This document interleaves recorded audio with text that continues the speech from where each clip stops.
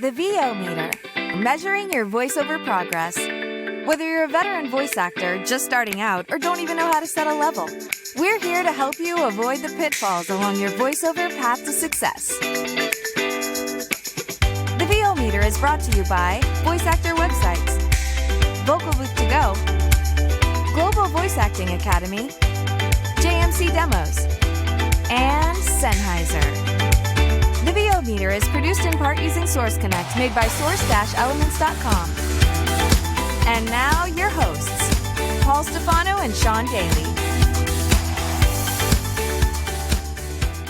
Hi, everyone, and welcome to episode 57 of the VO Meter. Measuring your voiceover progress.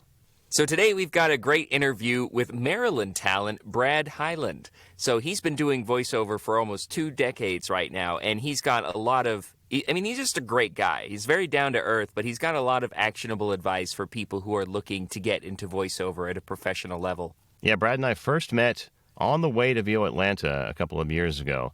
I knew his face from social media, and he's also a big guy. He's like 6'4", 250 pounds of muscle. And I saw him in the airport waiting to get on this. We were on the same plane, it turned out. So I went up to him and said, "Hey, you're Brad something something." I actually couldn't remember his last name. And we met. we talked while we waited for the plane, and then hung out pretty much all during VO Atlanta when I wasn't lugging around tripod or mic stand because I was still on the team there. And he's just a great guy. We stayed in touch ever since. I've been to his house to visit his studio, and just a great time whenever he's around. So looking forward to hearing that talk. Yeah, I'm really looking forward to hearing his story too. But before that, it's time for our VO Meter reference levels. VoiceOver Extra brings you the VO Meter reference levels. Seriously, guys, that's the best you could come up with? Hey, it's your show. So, anything cool going on with you, Sean? Or is it similar to last time where it's kind of the doldrums?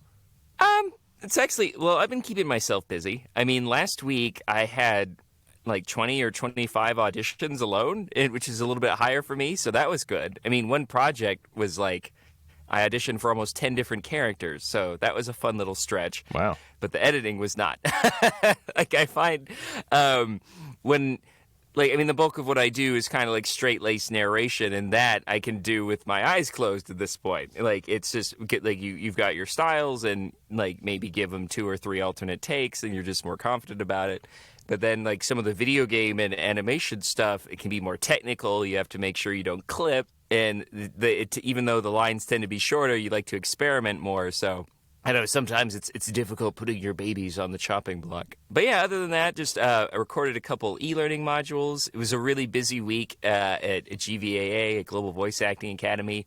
We had workouts with Steven Reesberg doing an excellent commercial workout. And it was really cool because we had a couple of members who've been with us for several months to a couple of years now, and everyone was just having very noticeable improvements in their reads, and that always warms the cockles of my heart. So we did that, and then we had one with our dialect coach, Eliza Simpson, working on an Appalachian accent. That was interesting. Really? Mm-hmm. Yeah, because, it's really... We'd actually worked on, a Texan accent, which is kind of what comes to mind when you think of a Southern accent. And so this one was a little bit more... What was that? So for some people, depends on how much you go to the South. For some people, yeah, depending on... imagine on the East Coast, Appalachia is a little bit more closer to mine. Yeah, very close. But yeah, literally. Close to mine, close to heart. But yeah, so that was really fun, learning some of the more minute differences, like the relationship of the R, whether or not you pronounce it, stuff like that. And then... other than that, we had our monthly Q&A session where just so many people had so many questions. Some ones we've heard before, like how do you solicit agents or how do I get them to work? One talent actually had an interesting question because they were concerned that they'd been with an agent for a couple of months and they were only getting 1 to 3 auditions a month. And so David Rosenthal actually had really good advice on when you need to kind of talk with your agent and see if communicate hey, can I get more auditions from you? Is there a reason why not being afraid to open up the avenues of communication and then figuring out if it really is a good fit for you. Yeah, not being afraid to cut bait either. You and I have talked about this on a different episode where where I reached out to an agent and had a conversation like that, and their answer was, yeah, I don't really have anything for you. I think we should just cut ties. And that was okay at the time because the agent was not really giving me many opportunities, and it probably wasn't their fault. But it was fine for me to move on, and then I ultimately end up with 3 new agents after that. Absolutely. And especially when you're just like beginning your career, getting representation and stuff like that, it can be nerve-wracking to start those conversations. But what a lot of people forget is it is a partnership, and like we are as valuable to them as they are to us. So, and if there is no value in that relationship, then you don't need to have it. But like we've said before, if you do need to cut ties, you can always be just honest and professional about it. There's no need to burn any bridges. But yeah, so the whole point, like the theme of that Q&A was just kind of taking ownership of your career and just taking initiative, whether it be seeking agency representation or maintaining good relationships with your agents. Yeah, absolutely. Awesome. Then we wrapped up the week with another character workout with one of my favorite mentors, Brian Summer. He's done a lot of games for like Blizzard, Telltale games like the Walking Dead series, and The Wolf Among Us, and he like it's a rare find when you have like an excellent actor who's also just a great instructor. You know, I mean, he gives some of the most concise direction that I've ever seen, and he's helped people who do character stuff and who join just because that was the only workout available, and then they still learn, because I'm just like, I think everyone should do character work, like even just to practice, whether or not you're like an audiobook narrator or an e-learning narrator. It's like nothing stretches your acting chops more than that, like the character work, I think. And it's always, even if it's not directly applicable, it definitely stretches you outside of your comfort zone and gets you more comfortable with experimenting with deliveries in all of your work. Mm-hmm. All right, so that pretty much wraps up my week. What have you been up to? Similar to you, auditioning, and really not a whole lot else. I did have one new book get released in the last 2 weeks. It's called The Archimedes Principle, and it's a exercise nutrition science novel, which doesn't sound interesting. It does sound interesting. It's also kind of confusing, but basically it's about a scientist who does research, and the research gets sort of misappropriated by the government, and then hilarity ensues, or more like it becomes a thriller after that point. So if you want to listen to that, it's out on Audible now, Archimedes Principle. And I've had a couple of auditions from agents and from freelance sites. I had one thing that happened last week that was kind of cool. It was a live audition that was done from my agency in New York, and they set me up with a casting director who wanted to hear me read live. And I don't get to do it very often, but when I do, it's cool because the person that's live directing knows what they want, and it sort of makes your performance easier. So I did a read like I thought it should be done, and they made some adjustments and said, let's change this, let's adjust this. Did another one, ended up doing, I think, 4 whole takes, and then all I did was send them the takes at the end and wait to see if there was a callback. So that hasn't happened yet, but fingers crossed. But it was a fun change of pace to do a live audition because I don't do that very often in person, and because of COVID, that's not really possible. So it was nice to be able to still do that from my home studio with the casting director in New York. Yeah, that's really cool. And it's funny because, I mean, traditionally, that's how things used to be done, right? Like actors would drive to their agents' studios or whatever, or they would record from home. But, I mean, working with a director is just so nice because you're like, well, at least I gave them what they asked for. Yeah, it's almost hard to screw up because you're not doing that constant dance in your head where you're thinking, ooh, do they want it this way? Ooh, do they want it that way? What do they really mean when they say John Hamm mixed with Craig Robinson? And then you just get it from the horse's mouth. Exactly. I mean, this is something we were actually talking about at that workout with Steve Reesberg the week before. Because a lot of people, like, he likes to get really in-depth with his feedback. And so I could tell that the room was like, oh, man, we suck. Or like, no, you guys all had really strong performances, but this is what a director does. Like, there is no, even if you do a perfect take, they're going to be like, that was perfect. Do it again. Different. Like, you know? Yeah, it's just to have a different a different flavor more than anything when you're on a live session. And sometimes that's a good thing. You'll hear it when you're listening to other people. So when you're doing those workouts, listen to how the read changes from your peers after they receive the direction, assuming they actually take the direction well. Not everybody does, but those of us who have been doing it for a while and are able to take direction and change the performance, you'll actually hear that. You'll have that aha moment from somebody else, even if you're not directly participating in that round.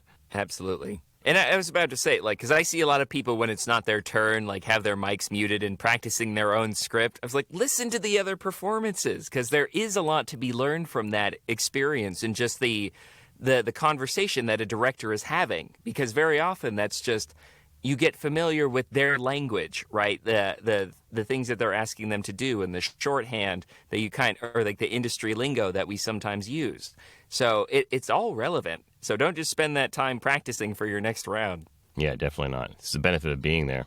So unfortunately, I don't have a whole lot else going on, but we do have one more podcast-specific announcement to make, and that we are the official podcast now for the Vocation Conference, the second annual, that normally takes place in New York City, but it'll be done virtually like most other events this time. And that's in the middle of September. So we're looking forward to that. Woohoo! Awesome. It's all part of our podcast, Global Industry Domination. Take over. Yes, indeed. But that's all thanks to your legwork, man. I mean, it's really great, like, just making the FaceTime at the conferences and then encouraging them to trust us with their audio. And I don't know. I guess we've made a bit of a name for ourselves, and that's definitely a large part thanks to you. Oh, thank you. Let's not get carried away. I think it's more just suckering people into thinking it's going to be good. It's all about sincerity once you fake that. But yeah, I'm really excited about that. And that's actually not the only cool thing about the podcast. So Paul was just telling me today that we have broken 40,000 downloads. I can't believe it. I mean, we used to joke when Paul asked me to join the podcast. I was like, who's going to listen to us?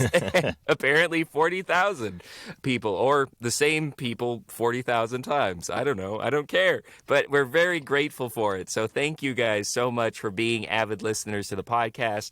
We're just so happy that so many people are finding it helpful. Yeah, I always think of it in terms of Mike Myers, when the way I described it is saying, I wasn't expecting a download, let alone 40,000. So we're so grateful for everybody who's taking the time to listen. And I think only about 10,000 of those are me downloading. Mm-hmm. I'm kidding. Let alone 40,000 downloads necessitating an entire rack. Exactly. But yep, that's the quote.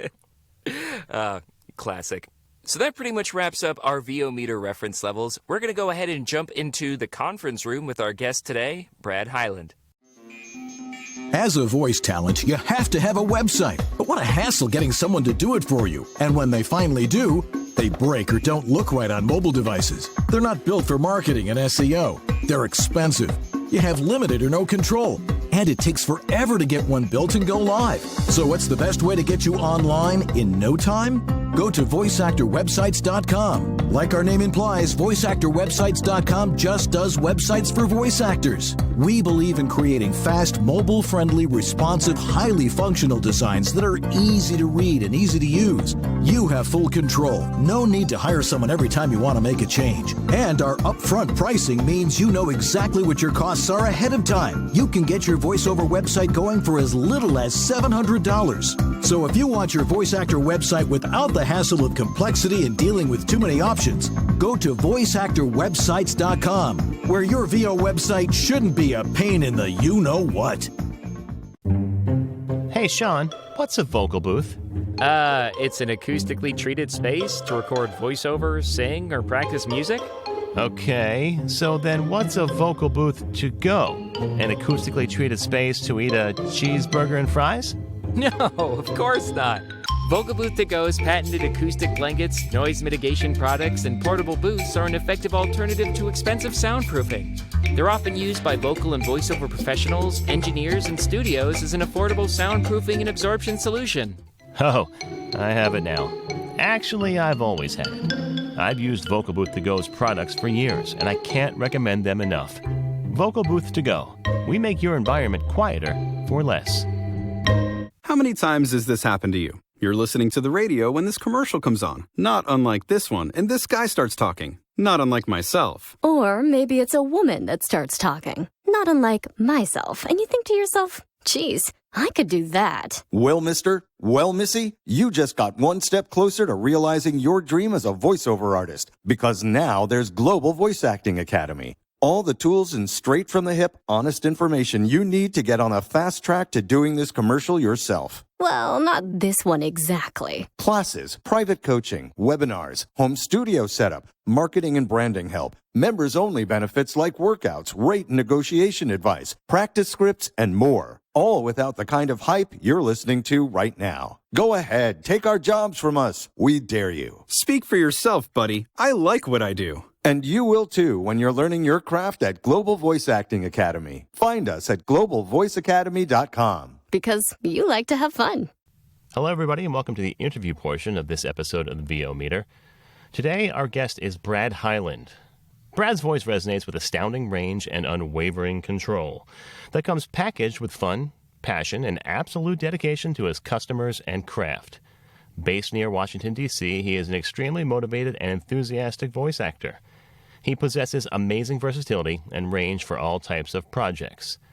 As an award-winning full-time voiceover pro, Brad has an expansive portfolio of satisfied customers around the globe.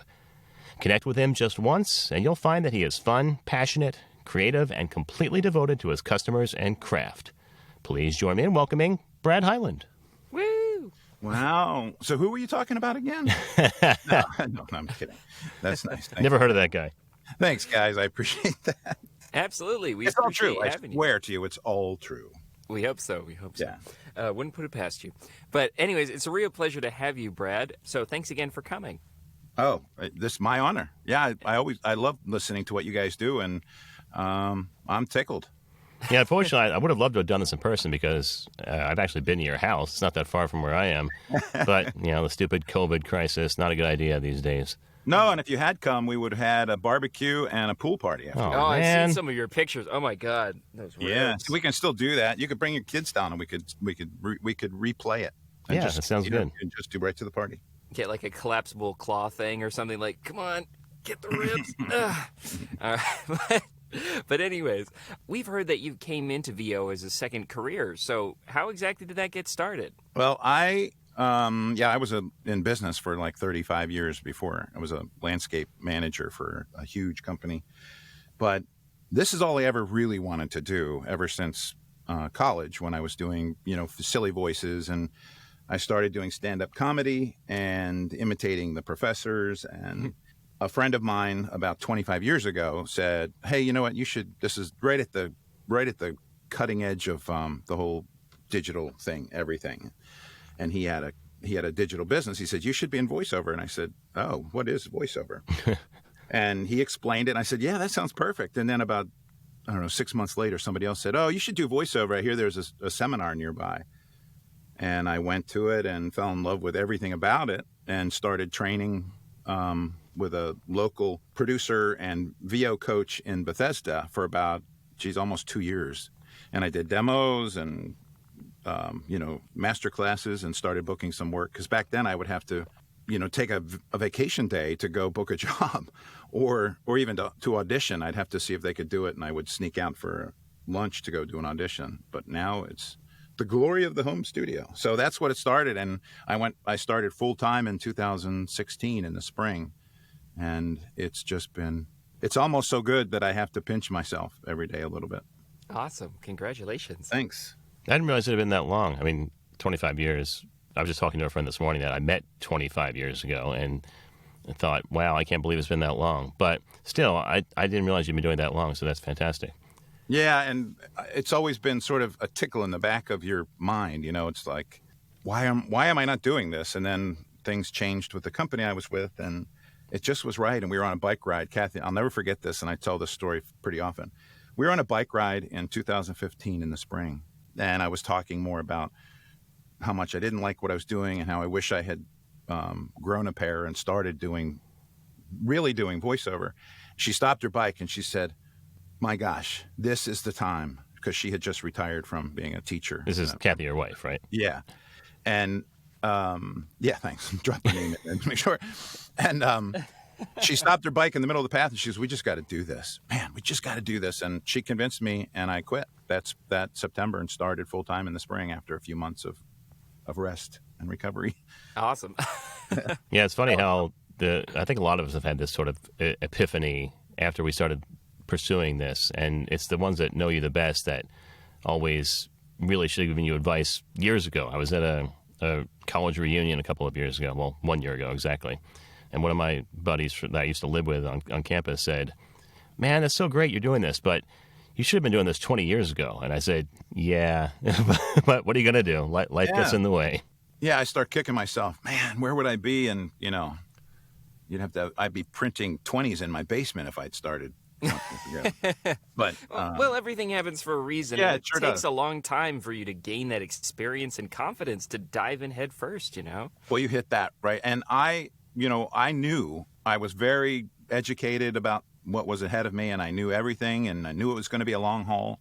But I auditioned 100 times before I booked a job, and I thought nobody liked what I did, and I thought, oh my God, this isn't going to work. And it was a quick tag for a LaCroix sparkling water commercial, and I ran downstairs and said, "Oh my God, Kev, this works! I just got a job. I'm going to make $250. I'm going to make $250 for saying LaCroix." It's just it was so amazing, and it's just been uphill since then. Fantastic. So let's talk about some of your other work. What types of genres do you work in?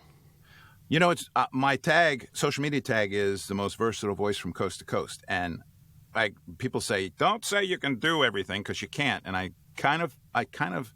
feel like I can. So I don't do anything that I'm not good at. So I won't.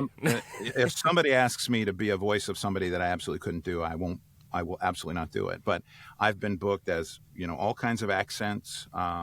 I do video game work. I'm doing a really fun video game next week that's going to be for Sony PS4 and Nintendo Switch, which is just a great collaboration, and they're letting me go crazy on the session by myself.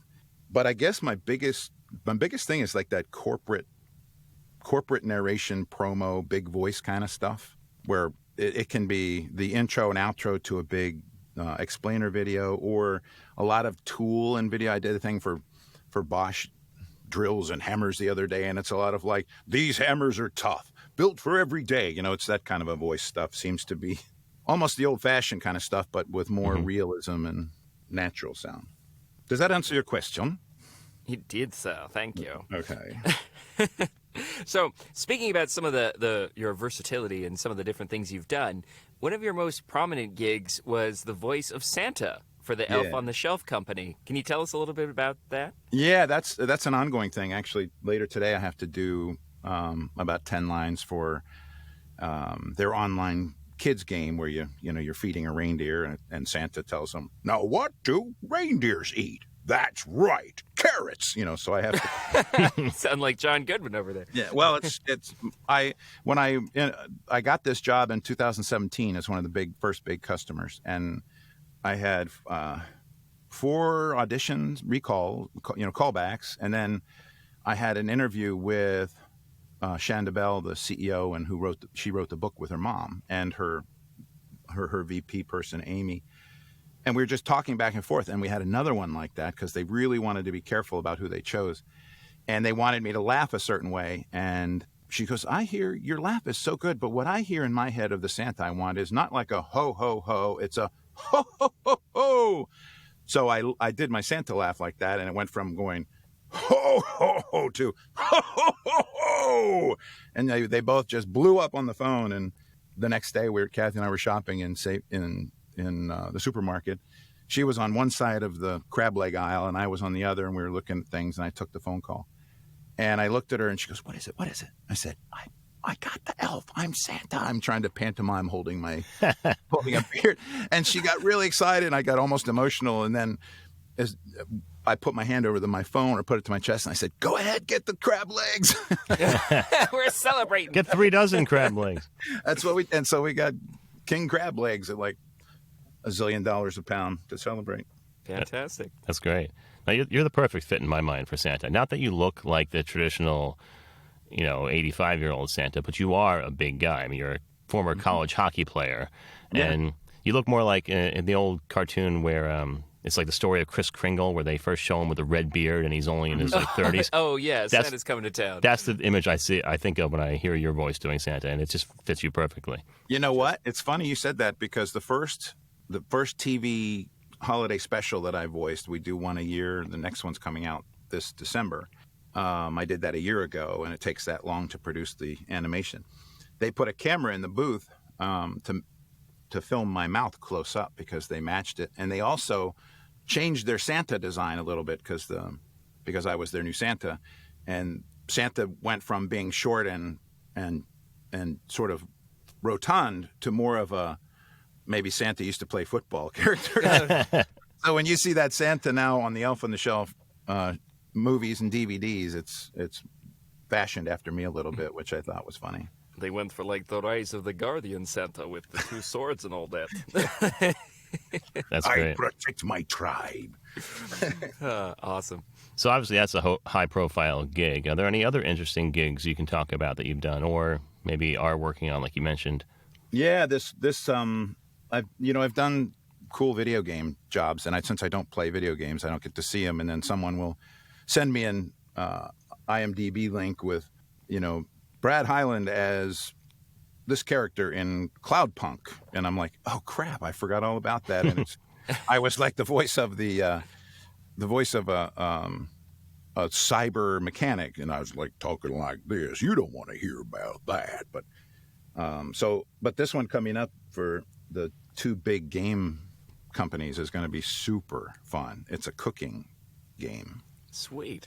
And I can't tell you anything else about that, other than that I'm doing a voice that mimics what's his name from America's Got Talent?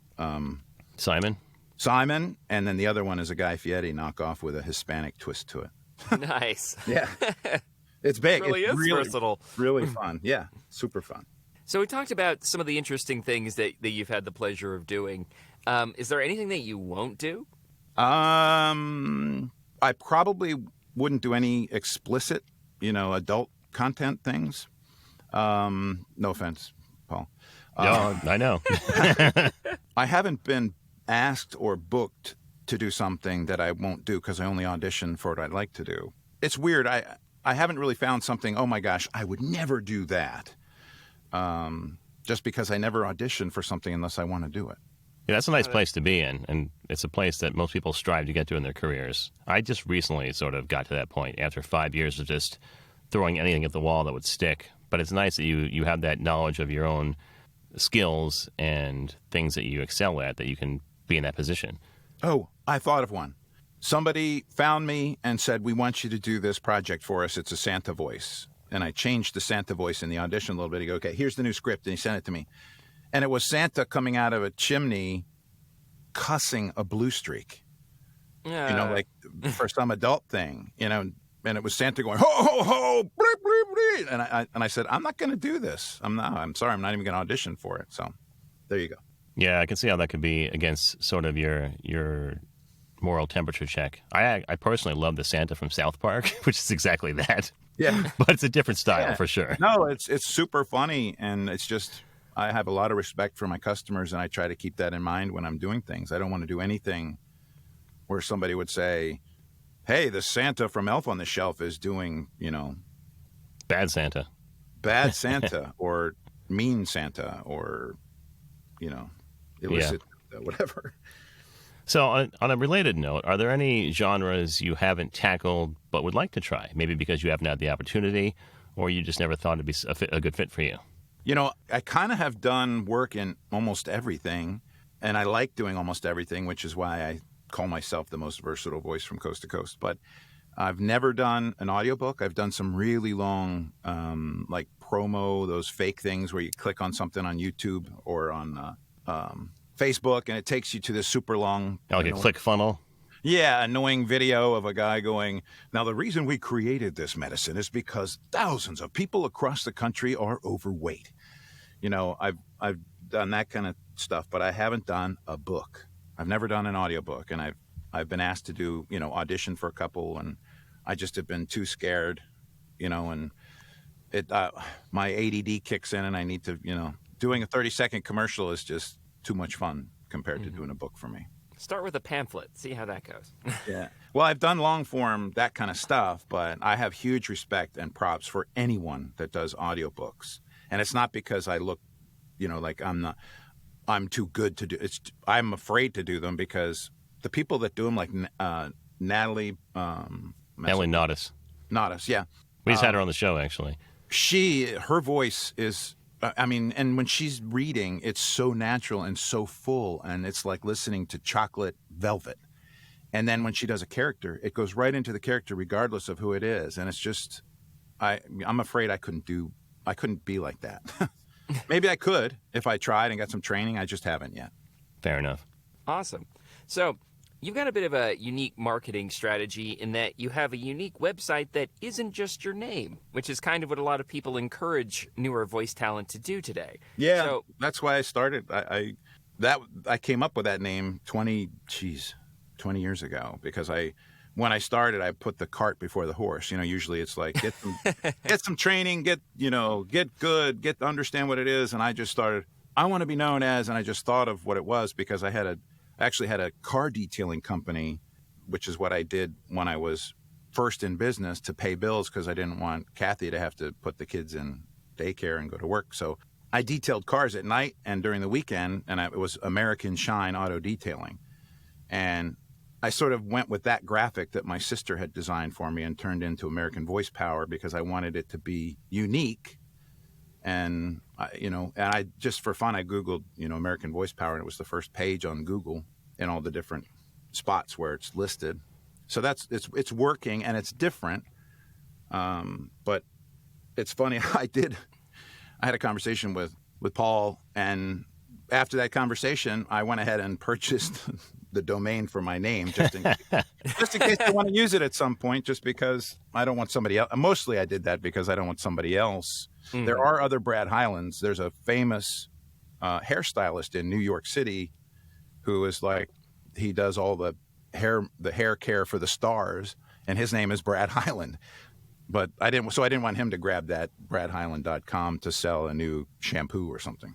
Well, if nothing else, you could forward your current domain to there, because after the notoriety you're bound to get from this podcast episode, people will be Googling Brad Highland, and they'll be saying, "That's a lie. He didn't come up the first whole page. It was only half the first page."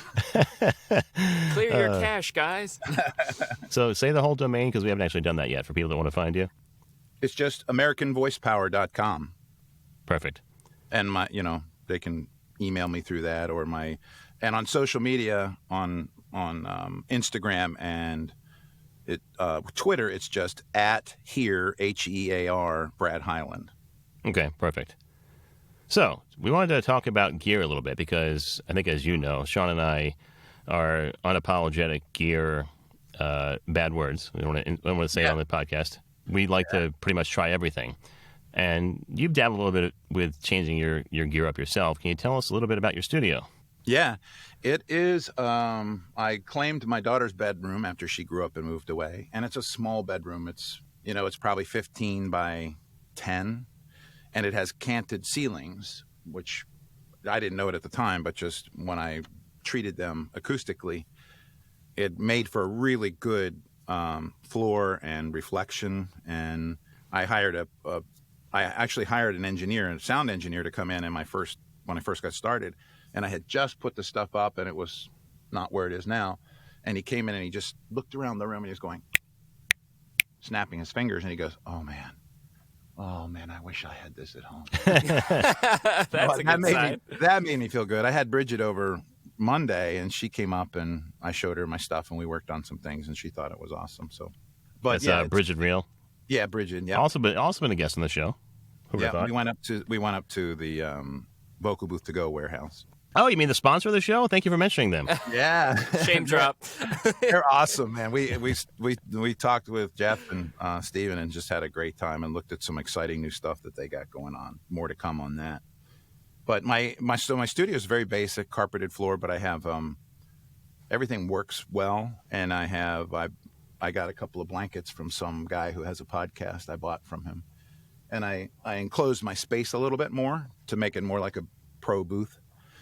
So if somebody's mowing next door, I have to wait. Or if my dogs are barking around the pool, I have to go yell at them. But other than that, it's like a really good, solid sound space. And I have a MacBook Pro and a Duet interface and a 416. But that's the basics. And I use Logic. I use Logic Pro 10. Oh, interesting. What is it about Logic that you like? You know, I spent more money on trying different things than most people just did, you know, snuggling up with Adobe. So I started with, I think, Pro Tools, and then I went to something else that was really expensive and hard to use. And a friend of mine said, "Oh, I've been using Logic, and it's awesome. And it's overkill, but here, you know, get it." So I did, and it has a really easy to manage stack for processing. It has a huge library of loops and sound effects and everything if I want to tap that. Plus, I can call AppleCare and I can get on the phone with their professional media group, and they'll spend 2 hours with me noodling around with things and explaining stuff. And it's really great. So that's why I use it. It's overkill, but I just got not good, but passable at using it, so I kept it. Awesome. And I totally understand about trying a little bit of everything and spending way too much on software. But and I still have a Twisted Wave icon here and an Audacity icon that I started with, so. Very cool. This next question is a little close to my heart. You've developed quite the reputation as one of the more caring people in VO, and were in fact nominated for the Unicorn Grant at VO Atlanta 2020. Tell us how that came about. Oh, well, thanks for mentioning that. That blew me off my chair. I mean, I never expected that. I didn't even know that was something that I would ever be considered for.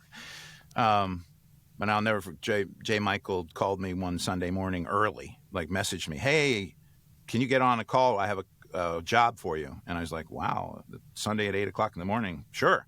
And I get on the Zoom and he's like, "Hey, how you doing?" "Well, I'm lying to you because there is no job, but I just wanted to inform you of something I think is pretty exciting." He told me, and I just about fell out of my studio chair. And it was very emotional too. I had to like pretend I wasn't, you know, I was wiping moisture out of my eyes thinking that, you know, hope he doesn't see that I'm sort of touched by this. Allergies.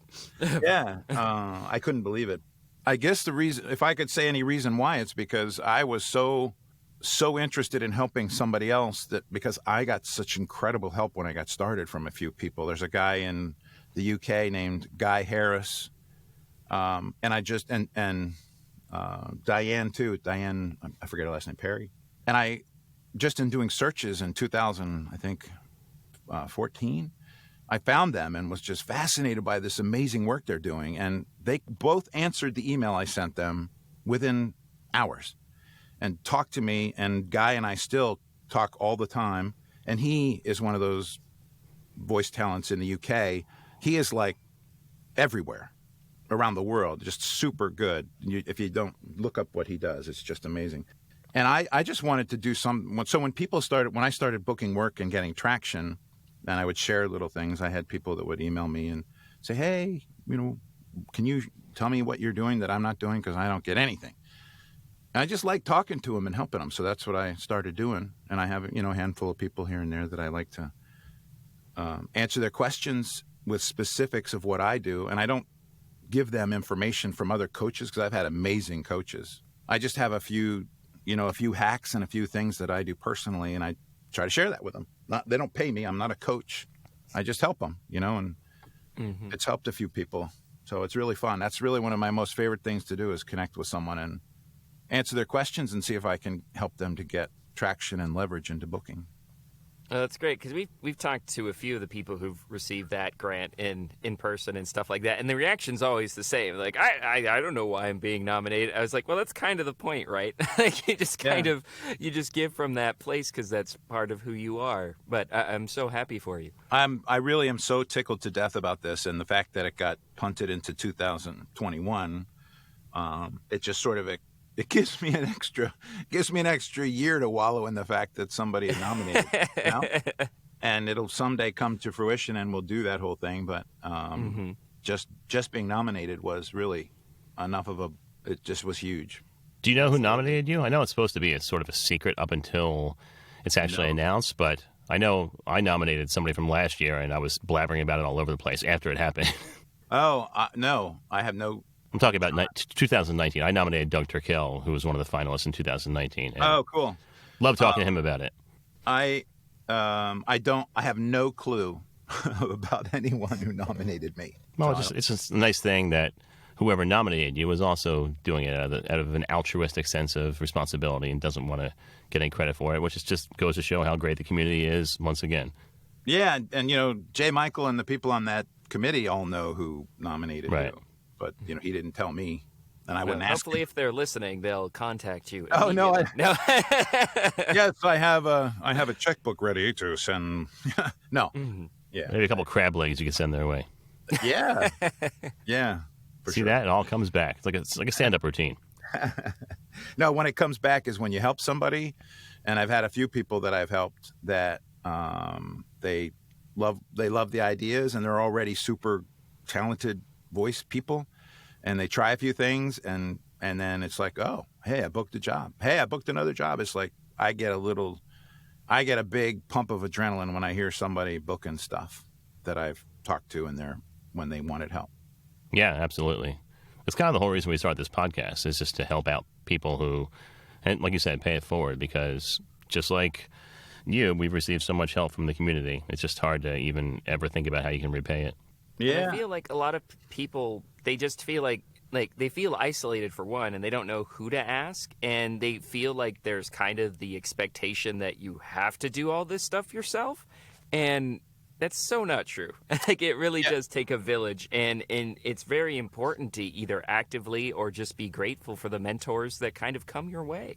And there's a few people that want to browbeat anyone who asks what they think is, that's below them to answer the question. And either just don't answer it, but don't come back and, beat someone up because they asked, hey, what kind of microphone should I use for voiceover? There's so many people that don't have a clue, and I won't spend a lot of time with those people on the phone, but I'll tell them in a message, hey, Google this, or go to YouTube, put this in, and you'll be able to train yourself for 4 weeks without paying a dime. Just get the basics and learn some things, and then, get a funnel out and find out who will match your training needs, that kind of thing. I made a whole resource document about that because I was tired of answering. Oh, we've heard. I never get tired of answering the questions, but I just didn't want it. I was getting carpal tunnel writing out the same thing again and again. So just copy paste or just send them a link and the same thing. It's just the information's out there. You just have to know where to search for it. Yeah, and my favorite, I like to help anyone, but helping someone who goes, hey, someone said I have a good voice. What should I do? That's not the person I like to help. I mean, I will if they ask me. But I like the people who have already decided that they want to try to be a voice actor, and they have a couple of the pieces in place, and maybe they're not getting any traction, and they really need just a couple of nudges. And I point them to the professional coaches. I point people to Dave Walsh and Jay Michael and Marilyn Wisner and whoever. I'm probably not saying somebody that I should, but Mark Scott and Cliff Zellman, all those amazing producers and coaches who can really take somebody, and if they want to work their ass off and get denied 1,000 times before they get a job, then and they have the work ethic, they can do it. It's just it takes a lot. It takes a lot. Sometimes it's just a confidence thing. I had somebody contact me last week, or maybe it was 2 weeks ago now, who knows, in COVID time, and they said they were worried about their studio sound for a big live session. And they sent me a file, listened to it, and I said, it's perfect. I wouldn't change a thing. It sounds great. And sometimes it just takes another ear and that boost of confidence from a colleague to say, yeah, you're doing things right. Yep, absolutely. And I also love to give people advice when they've never done a session, like, oh my God, I got a session. What should I do? I love walking people through some of the things that I do to make the sessions fun, because I make my sessions really fun, and you just have to try to do it that way. Well, Brad, it's been a pleasure having you on. We talked about it for a while, and frankly, I was remiss in sending out the invitation, but I'm glad we finally got to connect and hear your story. I'm really honored to be talking to you guys. I love what you do, and yeah, it's a super pleasure. Thanks very much. Pleasure's all ours, Brad. Thanks so much for being here. Before we go, where can people find you if they want to hire you?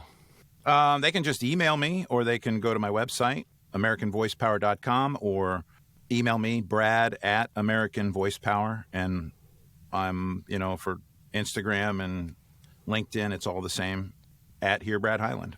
But go ahead and message me if you have a question or you want to talk, or just I'll send you a Zoom link and we can get to know each other.